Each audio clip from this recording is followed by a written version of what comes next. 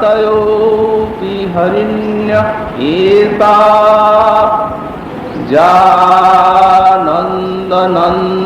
जानन्दनन्दनमुपात्त विचित्रवेशम्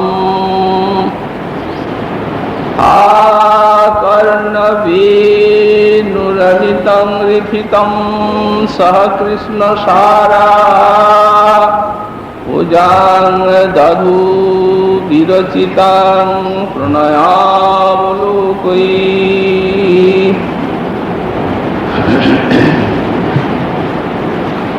सर्ववेदांत सार महापुराण श्रीमद्भागवते दशम स्कंद 21 अध्याय उत्परागवती ब्रज सुंदरी गणेश उत्परागमय वेणुगीति वर्णनाय श्रीपाद सुखदेव मुनि অনুরাগিনী ব্রজবালার উক্তিতে বললেন, ধন্যাস্ম মূঢ়গতয়োপি হরিণ্যেতা जानन्दनन्दनमुपात्त विचित्रवेशम् आकर्णवेणुनिफितं सह कृष्णसारा पूजां दधुर्विरचितां प्रणयावलोकैः।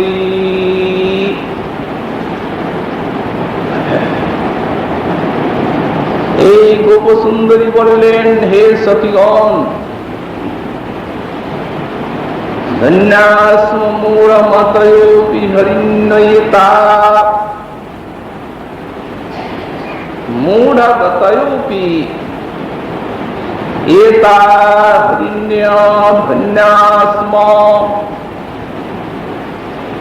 पशु जाति हलेও श्री वृंदावनेर हरिणीगण अतीब धन्या। কেন বললেন, যেহেতু বেণু নিফিতম আকর্ণ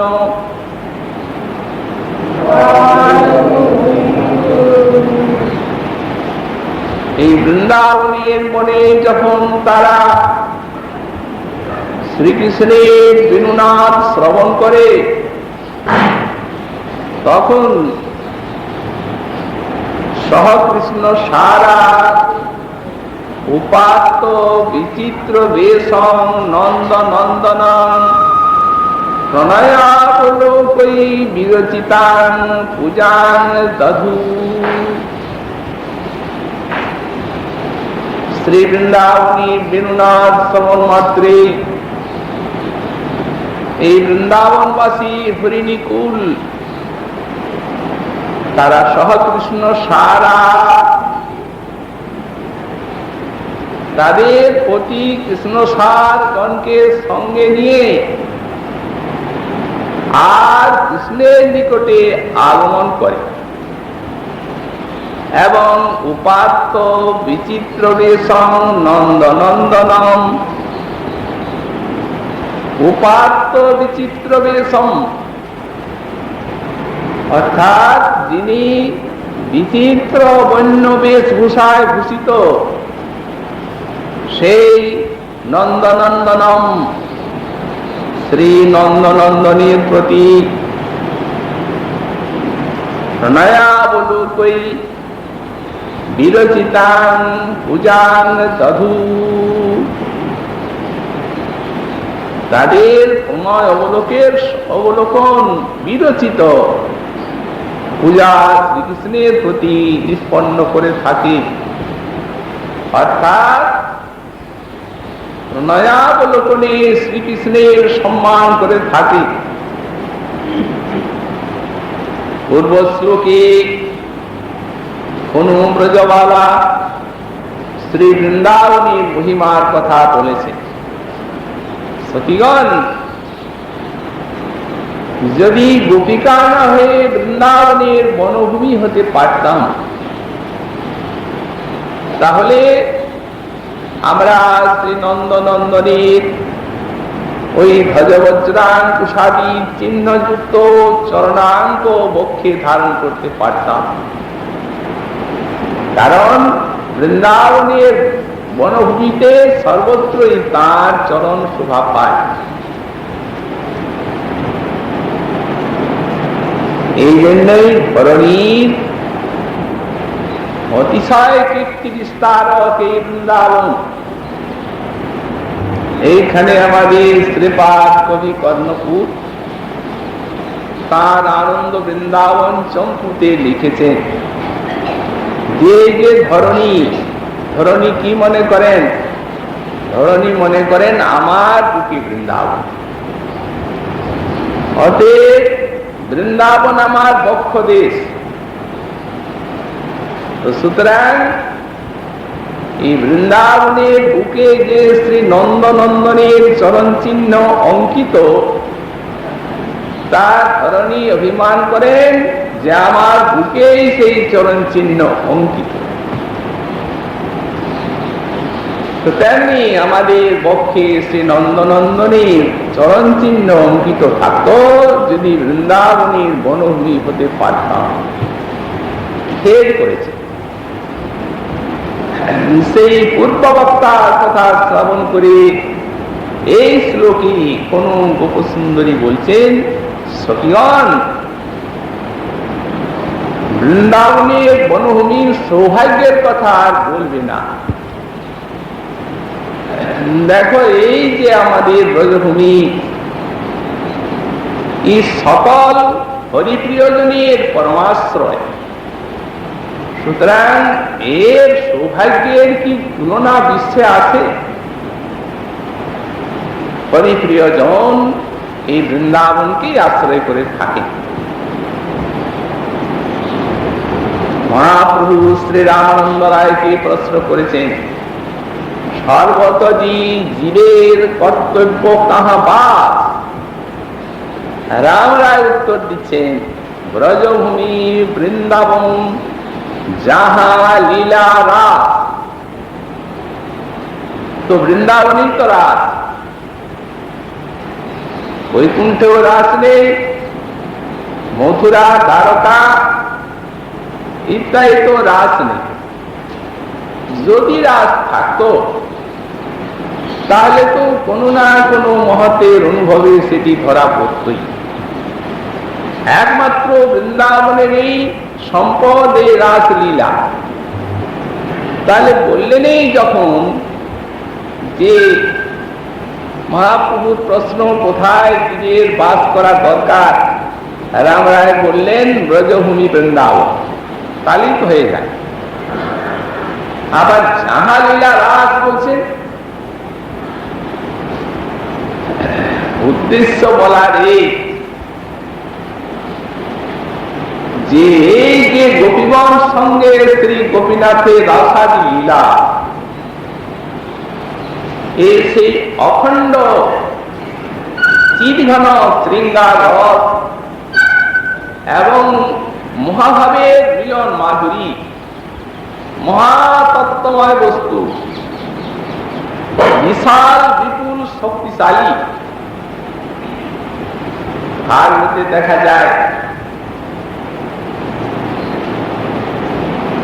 নিরপরাধ শ্রবণ কীর্তন করলেই রাসাদি লীলা, তার ভিতরে তৎকালে প্রেমের সঞ্চার এবং কামনা বাসনা করে যায়। রাসাদি লীলা মানে কেবল রাত্রি নয়, রাস উপলক্ষণে গোপী সহ গোপীনাথের যত লীলা, এই যেমন এদের অভিষেক লীলা, কুঞ্জ মিলন লীলা, বনবিহার লীলা, দান লীলা, মাল লীলা, তারপরে হরি খেলা লীলা, পাশাকিয়া লীলা, চুলন লীলা, রাসাদি লীলা। যে জন পড়ে শুনে করিয়া বিশ্বাস, যারা পড়বেন শুনবেন এবং চিন্তা করবেন তাদের হৃদয়ে তৎকালে প্রেমের উদয় হবে। তো সুতরাং মহাজন ব্যাখ্যায় বললেন এই এক প্রেম প্রাপ্তির এমন এক বলিষ্ঠ সাধনা যে এর থেকে শ্রেষ্ঠ সাধনা প্রেম লাভের আর কিছু নেই। হৃদ্রোগ অপহানাৎ পূর্বং এব পরাভক্তি প্রাপ্তি রীতি সূচিত এতেন পরম বলব এব ইদং সাধনম ইতি জ্ঞেয়ম। শ্রীজীবের টিকা বিক্রেতম শ্লোক। প্রেম প্রাপ্তি পরম বলবৎ সাধনা। সুতরাং রাম রায়ের এই জাহালীলা রাস, এই কথাটি বলার তাৎপর্য হচ্ছে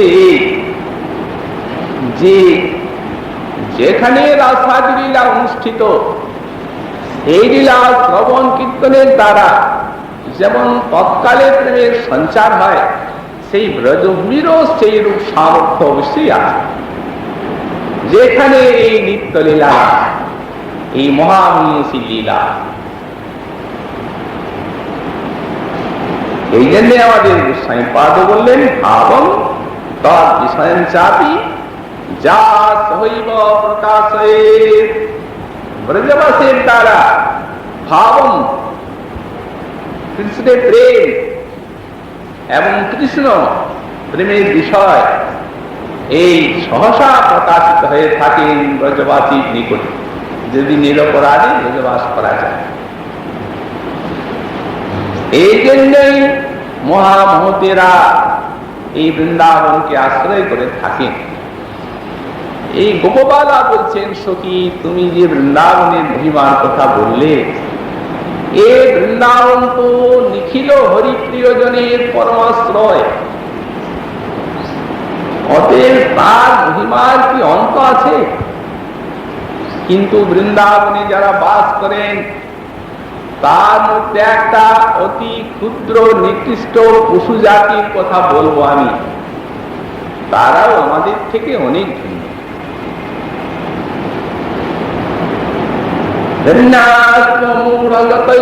হরিণ্য এতা সত্যি, এতা হরিণ্য, এতা হরিণ্য যেন দেখে দেখে বলছে, বাক্যাকার লিখছে এতা হরিণ্য, এই যে হরিণী বলছে। বৃন্দাবনের কুষ্ঠলীলা মহাভাব দর্শনে সাক্ষাৎ দর্শনের মতো প্রতিভাত হচ্ছে। এই জন্য বলেন এতা হরিণ্য, এই যে হরিণীগুলি আসছে।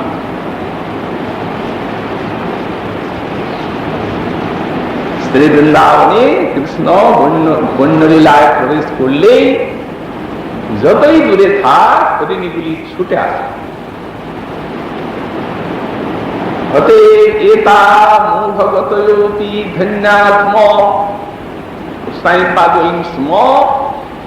বিস্ময়ে খেদে বা খেদে, এক তো বিস্ময়ে বলছেন আশ্চর্য হরিণীগণের ভাগ্য, আমাদের গোপিকাগণের সেই রূপ ভাগ্য নেই। অথবা খেদে স্ম বলছেন যদি গোপী না হয়ে বনের হরিণী হতাম তাহলে অবাধে হরির দর্শন লাভ করে ধন্য হতে পারতাম। আমরা অধন্য, এই হরিণীগুলি সর্বতভাবে ধন্য, এই তাদের ধন্যুক্তি গোপী প্রেম।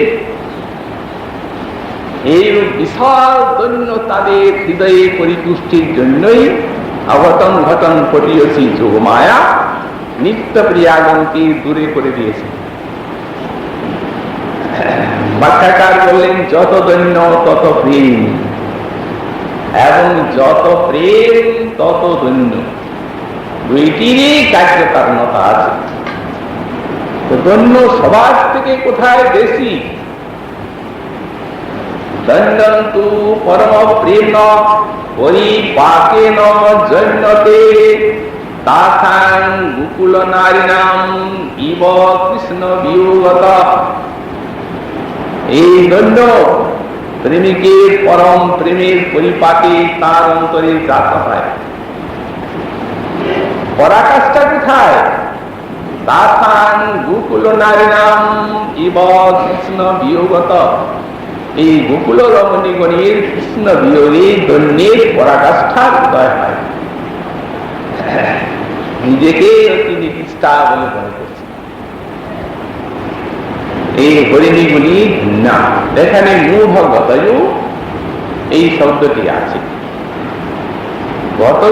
মূঢ়গতয় পাঁচটি স্বামী পাদ নিয়েছে এবং মূঢ়গতয় শব্দে সুদর্শামী ব্যাখ্যা করেছেন যে মূঢ়গতয় পশুজনয়। সখী আমি এক পশুজনীর কথা বলবো এই বৃন্দাবনে। সারা বৃন্দাবনের বনভূমির সৌভাগ্যের তুলনা নাই, সে কথা বলতে চাই। বৃন্দাবনে যারা বাস করছেন এমন এক নিকৃষ্ট পশু জাতি এই হরিণী।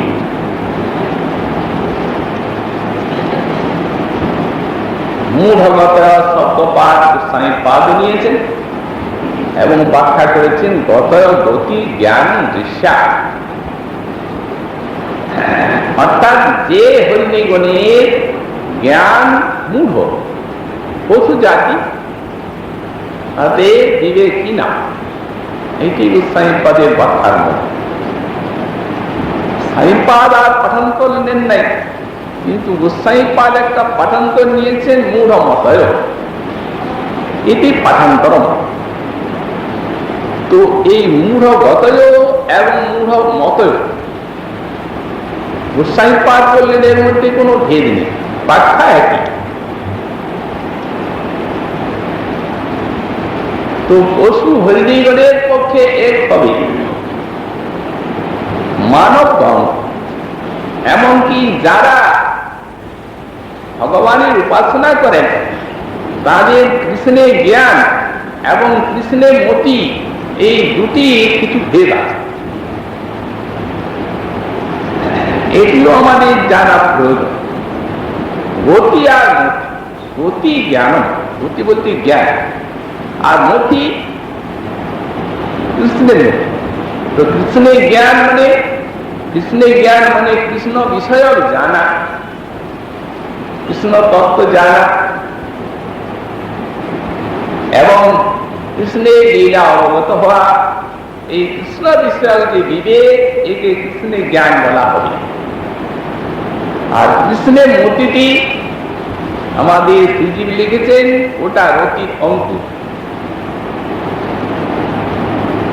যেখানে মুচকুন্দ স্তুতি করছেন ভগবানের, সেখানে একটি শ্লোক বলেছেন, ভবাপবর্তু ভ্রমতু যদা ভবেজ্জনস্য তর্হচ্যুত সৎসমান সৎসঙ্গম জাহি তदैव সদ্গত পরাবদেশে তৈ জায়তে রতি। এখানে রতি শব্দটি আছে। তো সেই টিকায় লিখেছেন রত্যঙ্কুর রূপৈব মতির জায়তে। এটা রতি নয়, এটা মতি। তবে মূলে রতি বলা আছে কেন? বললে রতির অঙ্কুর, রতির অঙ্কুর স্বরূপ কৃষ্ণের মতি জাতা। তার একটা অঙ্কুর যেন ধীরে ধীরে জল সেকে পূর্ণ লতায় পরিণত হয় এবং তাতে ফুল ফোটে, ফল ধরে। তেমনি কৃষ্ণের মতি সেটি ভজন সাধন জল সেকে ধীরে ধীরে ভক্তি কল্পলতায় পরিণত হয়ে আর সেইটিতেই রতির ফুল ফোটে আর প্রেম রূপ ফল ফলে। এটি জানতে হবে। তো সুতরাং সৎসঙ্গে সাধু কৃপায় এই কৃষ্ণের প্রতি মতিটি জাত হয়। এটি এই মতি সম্বন্ধে ভাগবতী সিদ্ধান্ত। যাই হোক, এই ব্রজবালা বলছেন সখী হরিণীগণকে ধন্য বলছি এই জন্য, তারা তো পশু জাতি, কিন্তু পশু জাতি হলেও যেমনি তারা বেনু রিহিতম মাকন্য বৃন্দাবনে প্রবেশ করলেন কৃষ্ণ এবং তার বেনু বাজা। রিহিতম শব্দ আছে, রণিতম পাঠপুত্রাপি আছে কোন কোন গ্রন্থ। রণিতম ইতি ক্বচিৎ পাঠ। রিহিতম পাঠটি প্রায় নিয়েছেন গোস্বামী পাদ ও স্বামী পাদ। রিহিতম শব্দের ব্যাখ্যাতে দিচ্ছেন গোস্বামী পাদ, যে কেবল রাগ মাত্র আরম্ভ করেছে। অর্থাৎ যেমনি বৃন্দাবনে এসে আর বেনু বাজাতে শুরু করেছেন তেমনি আগে আসে হরিণগুলো। বৃন্দাবনে প্রবেশ করে সীতাগণকে বললেন, ভাই আমরা যে বৃন্দাবনে এলাম, আমাদের যে বৃন্দাবনের বৃক্ষলতা পাতা, আমাদের পশু পাখি, তাদেরকে তো আমাদের আগমনটা জানিয়ে দিতে হবে। এই বলে বেনু বিন্যাস করলেন।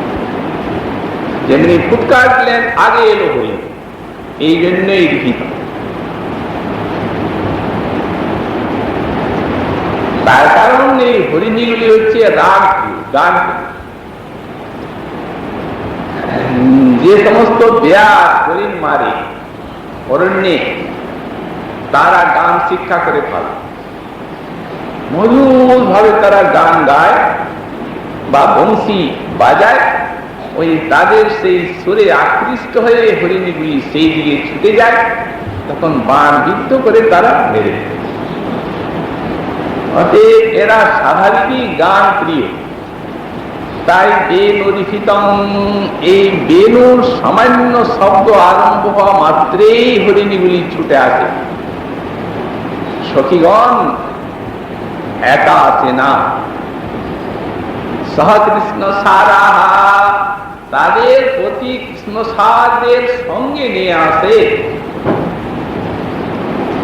কি সৌভাগ্যবতী, কত ধন্য এই হরিণীগুলি যে তারা কৃষ্ণকে ভালোবাসে, কিন্তু তাদের প্রতি তাদের এই কৃষ্ণ ভালোবাসায় কোনো বাধার সৃষ্টি করে না, বরং বাধার সৃষ্টি তো করেই না, বরং তাদের কৃষ্ণ ভালোবাসার সঙ্গী হয় তাদের প্রতিগুলি, এমনি ভালো প্রতি।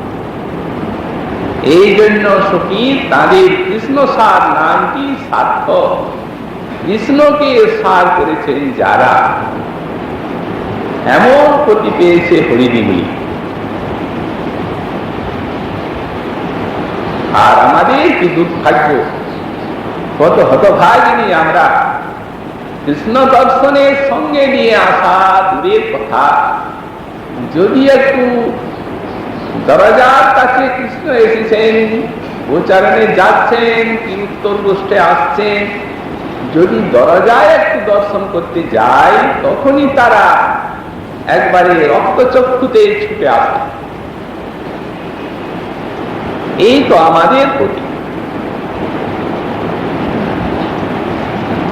আসলে অতিমন্য গোপ বলা হয়েছে। এদের এই ভাব পুষ্টির নিমিত্ত যোগ মায়া কেবল সাত্বিক পতিতে দিয়েছেন। কোন কি উনি সাক্ষী করে এদের সাথে বিয়ে হয়েছে না? কিচ্ছু না। কেবল এদের এই প্রেমে বহির্বাহ্যমানতা, দুর্লভতা, প্রচ্ছন্ন কামতা আননের জন্য, এদের অনুরাগকে সেই মহাভাবে উচ্ছ্বসিত করার জন্য যুগ মায়ার এই পরিপাটি কৃষ্ণের অঘটন ঘটন প্রতিয়সী শক্তি, এই যে অভিমন্যু, গোবর্ধন, এই যে রাধারানী, চন্দ্রাবলীর যে সমস্ত পতি বলে আখ্যা আছে, এদের বলা হয়েছে পতিমন্য। কোনদিন এদিকে দেখতে পায়নি তারা। যোগমায়া এদের একটা ছবির মতো দিয়েছেন তাদের সামনে, সেইগুলি ঘুরে বেড়ায়। আর তাদের সঙ্গে এদের সংস্পর্শ নাই, এমনি যোগমায়ার চাকরি। তো সুতরাং এই ভাব পুষ্টির জন্য এই দুর্লভতা ইনি বলছেন সখী হরিণীগুলি পরম ধন্য, যেহেতু পতিকে সঙ্গে নিয়ে আসে, ধন্য তাদের এই কৃষ্ণ সারা, সত্যই তারা কৃষ্ণ সারা। এই জন্য এই নাম আর এই কাম রাধারানীর বড় প্রিয়। প্রধানন্দ সরস্বতী পাঠ লিখেছেন, কৃষ্ণ পক্ষ নবকুবলয়ম কৃষ্ণ সারস্তমালো নীলাম ভোদাস তব রুচিপদম নাম রূপশ্চু কৃষ্ণা। রাধারানী কতগুলি তার অতি প্রিয় বস্তু বৃন্দাবনে আছে। সেগুলি কি? কৃষ্ণ পক্ষ, একটি কৃষ্ণ পক্ষ। সবাই শুক্ল পক্ষকে ভালোবাসে, কৃষ্ণ পক্ষকে অত ভালোবাসে না, কিন্তু রাধারানী উনি কৃষ্ণ পক্ষকে শুক্ল পক্ষের থেকে বেশি ভালোবাসেন। কেন বললেন? যেহেতু নামটি কৃষ্ণ পক্ষ ছিল, আর কামও ভালো ওর। কেন বললেন? যেহেতু অন্ধকার রাত্রিতে কৃষ্ণের নিকটে অভিসারে যাওয়ার সুবিধা, তাই কৃষ্ণ পক্ষ রুচি পাবে। নবকুবলয়ম সদ্য প্রস্ফুটিত নীল কমল, কি সুষমাময়, আর কি তার গন্ধ, ঠিক কৃষ্ণের অঙ্গের গন্ধের মতো, আর কৃষ্ণের অঙ্গেরই মতো সুশীতল এবং সুষমান। তাই নবকুবলয় কানে ধরেন, বড় প্রিয়। কৃষ্ণ সারু, আর এই কৃষ্ণ সার, এর নামটি কৃষ্ণ সার, বড়ই ভালো লাগে। এই হরিণগুলিকে রাধারানী কৃষ্ণকে সার করেছে। তার কমালো, কমাল বৃক্ষ কৃষ্ণের মতো শ্যামল, অতীব কমাল বৃক্ষ। আর নাম উপস্থ কৃষ্ণা, আর নদী যমুনা তার নাম কৃষ্ণা, তার নামও কৃষ্ণা, আর তার রূপও কৃষ্ণা। জলও কালো, আর নামটিও কৃষ্ণা। এই জন্য রাধারানীর প্রিয়, এত প্রিয় যে একদিন রাধারানী মানিনী হয়েছেন, কৃষ্ণ এসে সম্মুখে মান প্রসাদন করছে, মান ভাঙে না, একটু দূরে বসে আছে মান ভঙ্গের আশায় কৃষ্ণ। সেই সময় এই শ্লোকটা বলছেন সখী, কৃষ্ণ ভক্ত নবকুবলম কৃষ্ণ সার কমালো নীলাম্বোদাস তব রুচিপদম নাম রূপশ্চ কৃষ্ণা। কৃষ্ণে কস্মাৎ তব বিমুখতা মোহন সামূর্তা বিত্যুক্তস্তাং প্রহসিতমুখিং কেন পশ্যামি রাধে। সখীটি বলছে, রাধে, এগুলি যখন কৃষ্ণের সম্পর্কে তোমার অতি প্রিয় রুচিপদম, সেই সাক্ষাৎ কৃষ্ণ সম্মুখে বসে আছেন, তার উপরে তোমার এই বিমুখতা কেন? যে নিয়ে কথা বললেন, মান গেল, হাসলেন। কেন বললেন? মোহন শ্যাম মূর্তা, কি শব্দ দিয়েছে তুমি বুঝতে পারছো না। এই শ্যাম মূর্তি মোহন, কতক্ষণ তোমার এই মান থাকবে বলো? হতে বৃথা সম্মুখে আছেন, এখন কষ্ট পেয়ে কি লাভ? আর এখনই নিরাশ হয়ে চলে গেলে আবার কাঁদবে, কলান্তরিতা হয়ে যাবে। তখন রাধারানীও হাসলেন, মিলন হলো যুগল। কৃষ্ণ সার এমনি প্রিয়, বড্ড ভালো লাগে গোপীগণ। তাই বললেন সখী সহ কৃষ্ণ সারা, কৃষ্ণ সার গুলিকে সঙ্গে নিয়ে আসি হরিণীগণ, তারা এই কৃষ্ণ দর্শনের সহায় নিকটে আছে। তার নিকটে উপাত্ত বিচিত্র বেশম নন্দনন্দন, এখানে নন্দনন্দন শব্দটি আছে। উপাত্ত প্রাপ্ত বিচিত্র বেশম, তার মানে গোসাইপাদ ব্যাখ্যা করছেন যিনি বন্য বেশে সুশোভিত। হরিণ হরিণীর এটি বড়ই ভালো লাগে। মানে সেই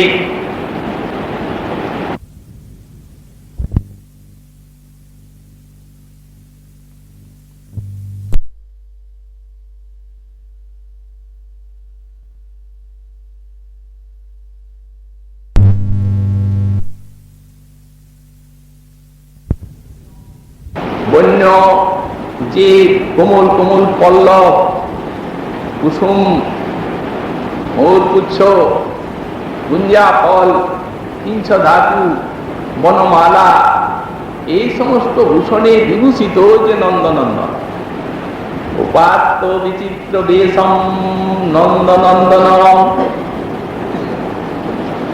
হরিণীগণের খুব প্রিয়। নন্দনন্দন শব্দের ব্যাখ্যাতে গোস্বামী পাদ লিখলেন যে নন্দ গুরুজন, তার নাম কি উল্লেখ করলেন এই গোপিকা? বললেন হ্যাঁ, এটি চিত্ত এখন বিক্ষিপ্ত তো উল্লেখ করেছে নন্দ নন্দনম। গোস্বামী পাদ বললেন এর দ্বারা এই মহিষ্ঠ গুণ যত শ্রী নন্দনন্দন তাই অভিব্যক্ত হয়েছে। তার মধ্যে একটি ওই উপাত্ত বিচিত্র বেশম রূপমাধুরী, আর এই বেণুর্ভিতম বেণুমাধুরী।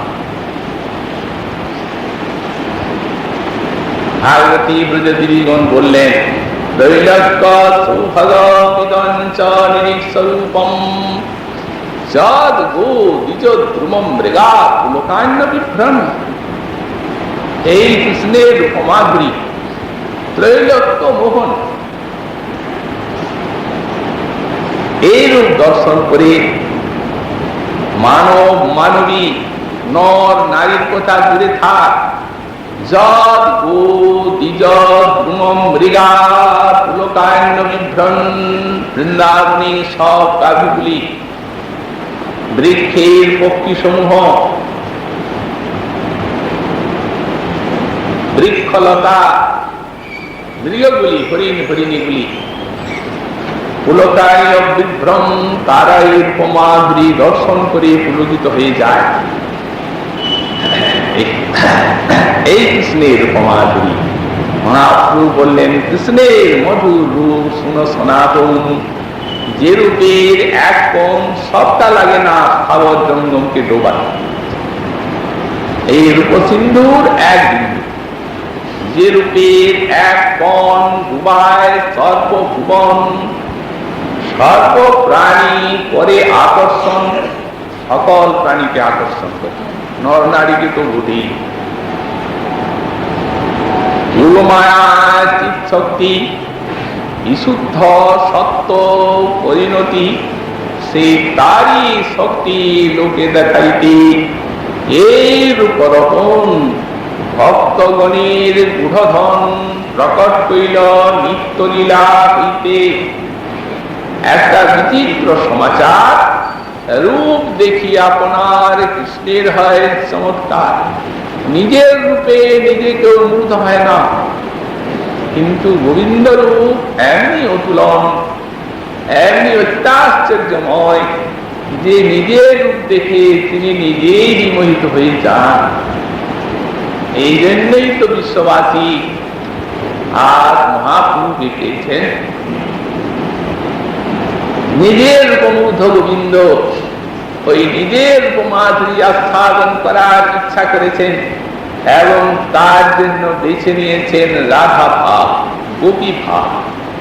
সেই কৃষ্ণ সেই গোপী অত্যন্ত বিরোধ। তাহলে গোপী ভাব কি জিনিস? যারা এখানে কৃষ্ণের এই মাধুরী কীর্তন করছেন এই রহস্যময় বেণু গীতে, প্রতি পদে পদে ছত্রে ছত্রে সেই মহাভাবময়ী মনের স্ত্রীমুখী অভিব্যক্ত হয়েছে তাদের অনুভূতি রস। কি অনুভূতি রস? ওই গুণমহিষ্ঠম, চারটা যে গুণ অধিক এই বৃন্দাবন।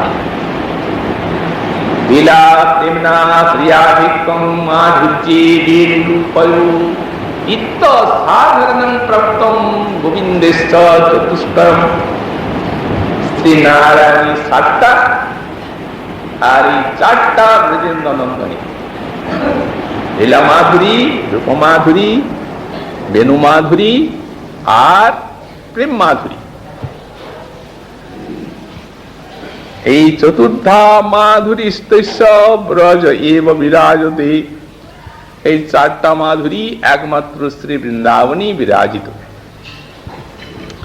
তো সুতরাং এই গোপবালা উনি বলছেন সখী নন্দন উপাত্ত বিচিত্র বেশং নন্দ নন্দনাং, অতি বিচিত্র বেশ জাত বন্য বেশ, সেই নন্দ নন্দনকে তারা দর্শন করে তার বেণুগান শুনে আর নয়াবলোকই বিরচিতাং পূজাং দধু।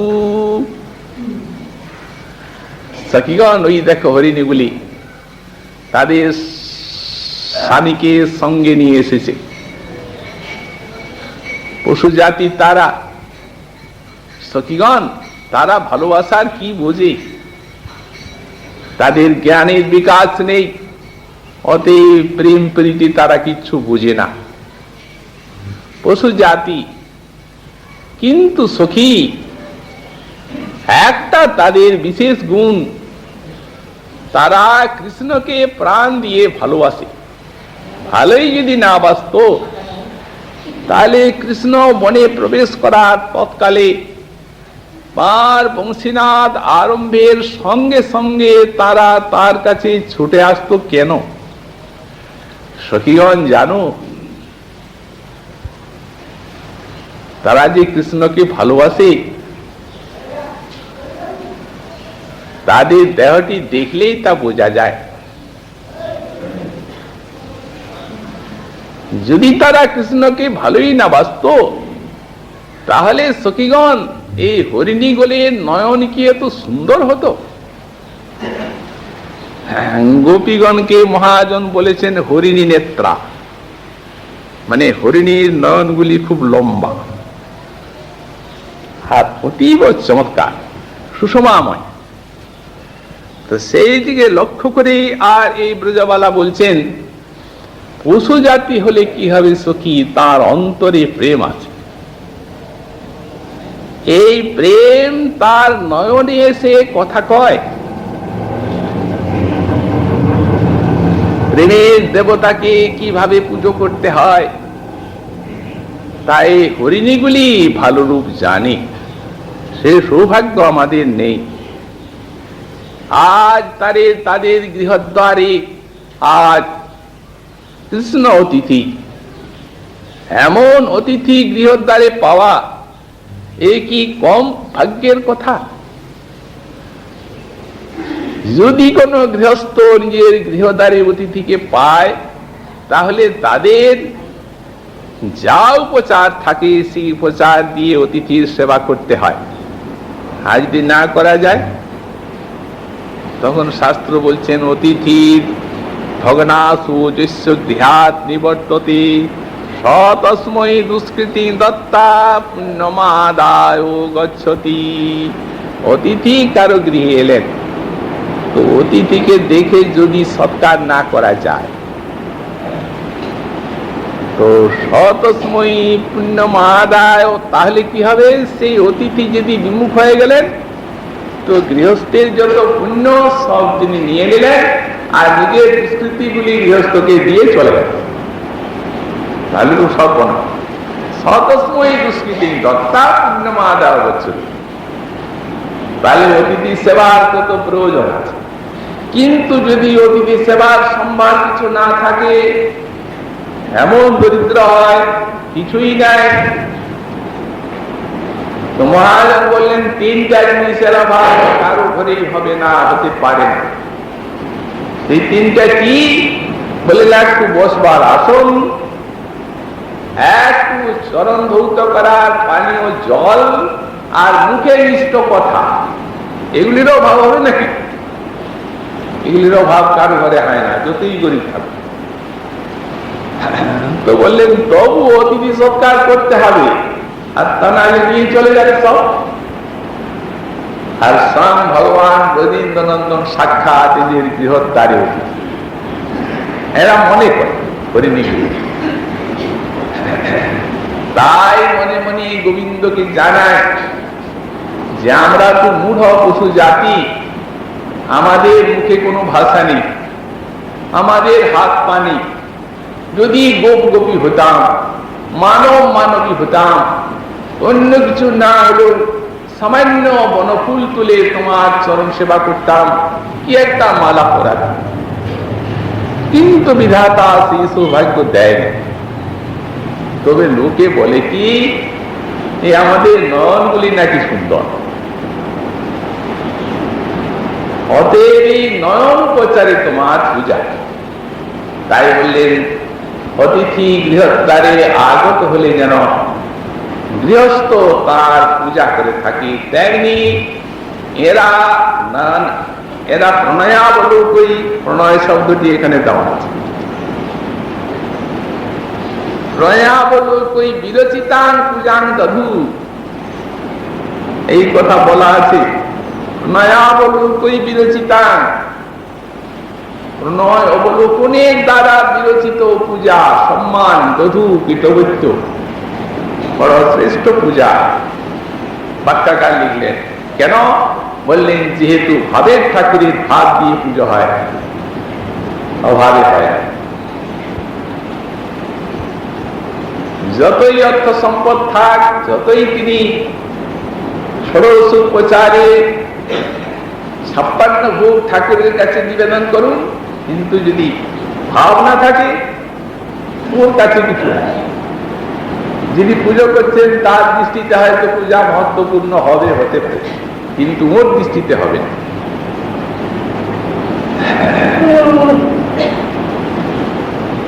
অর্জুনকে বলে দিয়েছেন পত্রাং পুষ্পং ফলং তয়ং ভক্তাজন্যে প্রযচ্ছতি তদহং ভক্তুপহিত মস্নামি প্রজতাত্মনো। হে অর্জুন, পত্র, পুষ্প, ফল, জল প্রশস্ত আমার সেবার উপচার। যখন আমার ভক্ত ভক্তির সঙ্গে এগুলিতে মদ্ভক্তা, পত্রং পুষ্পং ফলং তয়ং ভক্তা যোগী প্রযচ্ছতি তদহং মস্নামি, সেগুলিকে আমি খাই ভক্তি সহিত অর্পিত, ভক্তুপরিত। একবার ভক্তা বললেন, আবার ভক্তুপরিত বললেন, দুবার। তো ভক্ত তো ভক্তির সহিতে দেবে, অতএব আর মজাবৃত্তি কোনো লাভ নাই, বললেন না, ওটা বলতেই হবে। কারণ তিনি হচ্ছেন ভাবের ঠাকুর, তিনি ভাবটি গ্রহণ করেন, তিনি বস্তু গ্রহণ করেন না। বস্তুর ভিতরে যখন ভাব মিলবে, এই তখনই ওটা তাঁর স্বাদ। এই জন্যই নাম উপচার পূজনাকে তমাত্মবন্ধু প্রেমই ভক্ত হৃদয়ং সুখ বিদ্যুতম স্যাৎ যাবৎ ক্ষুদস্তি জঠরে জরঠা পিপাসা তাবৎ সুখায় ভবতু ননু ভক্ষপে। যদি খুব ক্ষুধার পিপাসা থাকে তখন খাদ্য রুচিকর থাকে। তো ভক্তের হৃদয়ের যে প্রেম, তার যে প্রেম সেবার আকাঙ্ক্ষা, তার হৃদয়ের যে ভাব, সেই ভাবটি কৃষ্ণের উদরের ক্ষুধা জাগায়। নানা উপচার দিয়ে আত্মবন্ধুর পূজা করা হলো, ভাব নাই, উপচারের কোনো মূল্য নেই, তখন তার ক্ষুধা নাই। দুর্যোধনের রাজভোগে তার ক্ষুধা আসে নাই, কিন্তু বিদুরের তন্ডুলে এলো। এই বিদুর গৃহিণী সেই কলার খোসা খেলেন, অতএব সেইখানে ক্ষুধা। বস্তুর কোনো মহত্ব নাই, ভাবটির মহত্ব। এই জন্য প্রণয়াবলোক এই শব্দ প্রযুক্ত হয়েছে, অতি মূল্যবান। এটা এদের অন্তরের জিনিস। হরিণী কি বলছে না বলছে সে তো কথা নয়, ভাবটা তো এদের পরিস্ফুট হচ্ছে এই বাণীগুলির দ্বারা। এটি তো বেনিমিতের মহত্ব, মহাদেব থেকে প্রত্যেকটা শব্দ উঠছে, সাধারণত নয়। বলে তো যাচ্ছেন ঠিক, আর আমরাও শুনে যাচ্ছি, কিন্তু গোস্বামী পাঠ পাঠখানা করলে কিচ্ছু নয়। প্রণয়াবলোক এই শব্দটি দিয়ে তাদের নিজের সেই মনের ভাবটির অভিব্যক্তি ঘটিয়েছেন গোপী তাদের সুন্দর নয়ন দর্শন। সুন্দর নয়ন দেখলেই মনে হয় এরা কৃষ্ণকে দেখেছে। রাস রজনীতে রাধারানীর সখী তারা হরিণীকেই জিজ্ঞাসা করলেন রাধারানী কৃষ্ণের মাতা করেছিলেন কি না, কেন করলেন? অন্য কাউকে করতে পারতেন, কারণটা ওরাই বলে দিয়েছে।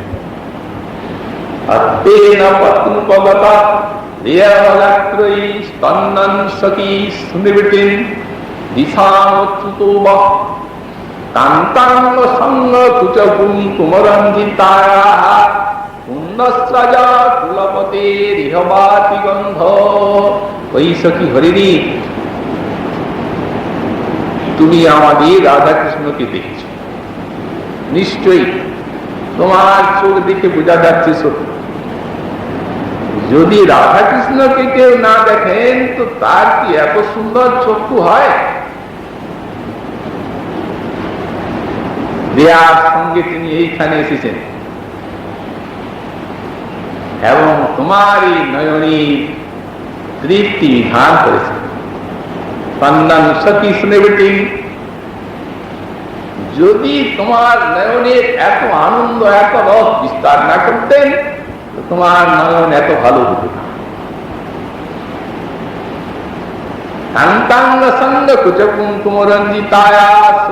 ভয় কি বলছো না? কিসের ভয়? সখী লুকাবে না, দেখো আমরা তার অন্তরঙ্গ জন, তোমার ভয় নেই।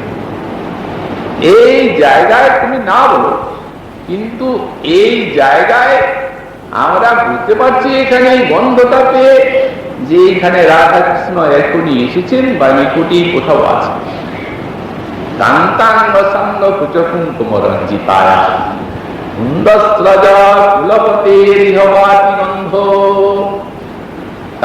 রাধারানীকে যখন তিনি সমালিঙ্গন করেছেন তখন তার যে কুন্দ কুসুমের মালা, সেই রাধারানীর বক্ষের কুমকুম তাতে লেগে গেছে।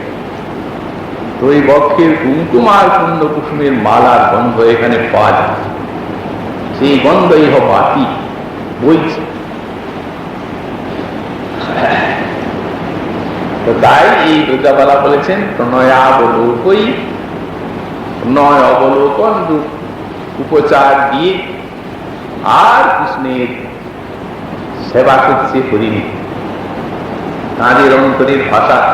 কারণ প্রণয় উপচারে এই প্রণয়ের দেবতার সেবা তারাও করে। পূর্বর আগে আরো দেখা যায় গোবিন্দ প্রথম পূর্বরা, সেইটি সংক্ষিপ্ত আর এটা ব্যক্ত।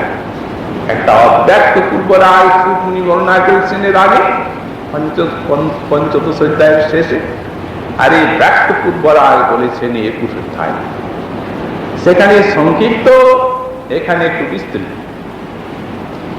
সংক্ষিপ্ত পূর্বর আগে দেখা গেছে যে সেখানে গোবিন্দ আছেন উত্তর গোষ্ঠী, তখন গোবিন্দকে তারা দেখছে কি সুন্দর সেই মাধুরী সুগমণি বর্ণনা করেছে। উত্তর গোষ্ঠীর রূপ কুন্তল অশেষ গাভী সব যাচ্ছে লক্ষ লক্ষ, সেই গাভীর পুরের থেকে উত্থিত ধুলায় পূর্ণ কুন্তল গুলি বিসরিত হয়ে আছে। গোপীগণের কত মধুর এই গোপাল মোর করছে চূড়া, তারপরে অন্য প্রসূন রুচিরে সমাচার ভাষণ, অন্য ফুলের মালা, অন্য ফুলের বেশভূষা সকালম সাজিয়েছেন উত্তর গোষ্ঠীর প্রাকালে। মুখে আছে বিশ্বমোহন হাসি, নয়নে আছে বিশাল কটাক্ষ।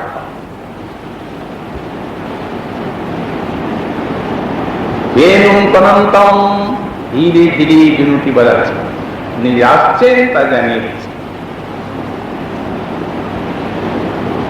চারদিকে সকালম তার অন্য কীর্তি গান করছে।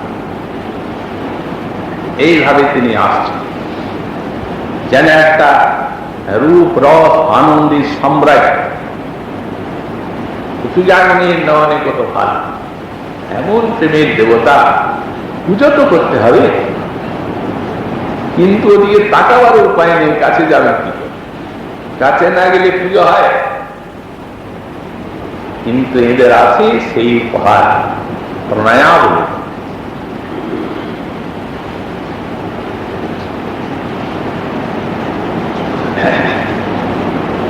এই জন্যই মহাজন বলছেন যে প্রণয় অবলোকন দিয়ে তারা কৃষ্ণের পুজো করবেন। সবের হাত বিনয়ম যদপাঙ্গমক্ষম, নাম রূপ অঞ্জলি। অঞ্জলি দিয়ে তো ফুল দিয়ে পুজো করতে হয়, অঞ্জলি দ্বারা পুষ্প দিয়ে আর ইষ্ট দেবতার জন্য পুষ্পাঞ্জলি দেওয়া হয়।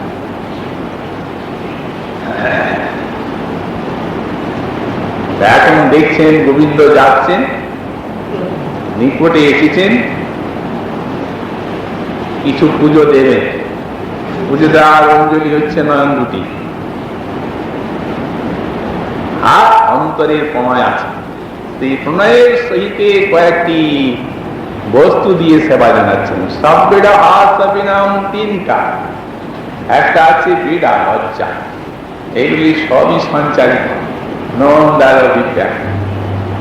এই লজ্জায় নয়নের কি অপূর্ব সমান, গোবিন্দই বুঝবেন, ব্যাখ্যার সাধ্যতা, কারণ সেখানে আছে মহাভাব আর ওটা সঞ্চারিত। লজ্জায় নয়নের অভূতপূর্ব সুষমা, হাসম নয়নে আছে হাসি, আনন্দ সারাদিন দেখতে পাইনি, একবার তো দেখতে পেলাম তাই আনন্দ। আর একটা জিনিস আছে বিনয়। বিশ্বনাথ চক্রবর্তী পাদ রসিক কবি নীল দাস ভঙ্গির পরিপাটিকে বলেছে, তৎসৎকৃতি সমধিগম্য বিবেশগুষ্টম শব্দের হাত বিনয়ম যদপাঙ্গমক্ষম। গোবিন্দকে দেখে আর জহুর বিরহজন তাপম বলে দূষিত নেই, বলে দূষিত তারা সারাদিনে বিরহ তাপ পূর্বরাগের ভূমি পরিহার করলেন। আর এই সৎকারটা দিচ্ছেন, কি দিচ্ছেন? দেবেন, উনিও তৈরি হয়ে আছেন এই সৎকার দিতে। মন খুব প্রবল, মন চলে যাবে সৎকার নিতে, রোজই নিচ্ছেন তো, মন তো খুব লালসা এই সৎকারের জন্য। গোবিন্দ বলছেন দাঁড়া, আরে দেবে তবে তো যাবি।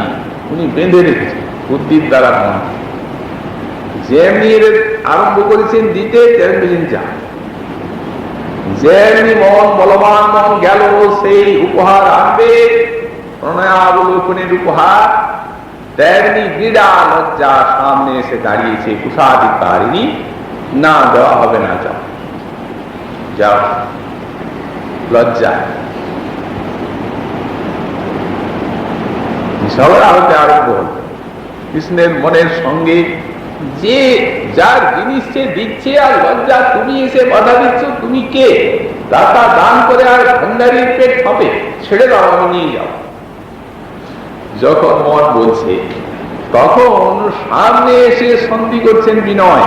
বিনয় বলছেন দেখো লজ্জে, ঠিক আছে, দেখো যার জিনিস তিনি যখন দিচ্ছেন ছেড়ে দাও, নিয়ে যাও। তো যেমনি একটা সাক্ষী কৃষ্ণের মন পেয়ে গেছে, তেমনি বিড়া লজ্জা বিনয় সব কেড়ে কৃষ্ণকে দিয়ে দিল।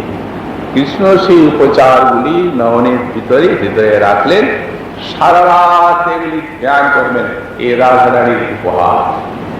কারণ প্রণয়াবলোকই, এগুলি প্রণয় আছে ভিতরে, স্ত্রী প্রণয় অবলোকনের দান। তো নিজেরই কথা বলছেন এরা, হরিণী কি ভাবছে কি বলছে তা তারাই জানে।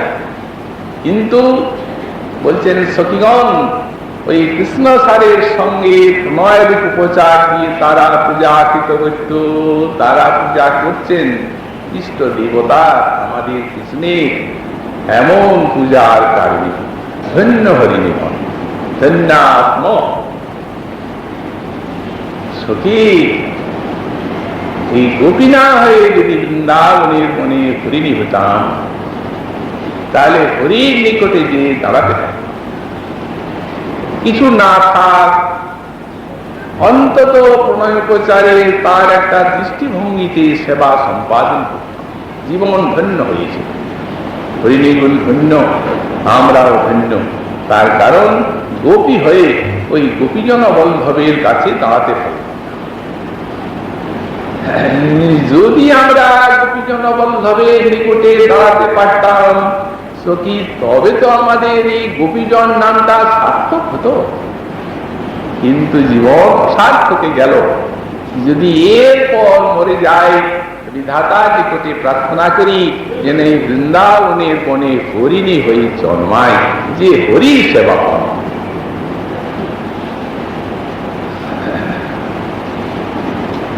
এই ব্রজমালার কথা শুনে আর এক পুজো সুন্দরী তিনি দেবীগণের কথা বলছেন। হরিণী হচ্ছে নিকৃষ্ট, আর দেবী যে আকাশ চারিণী, অন্যের কথা ধরে থাকে তো উৎকৃষ্ট।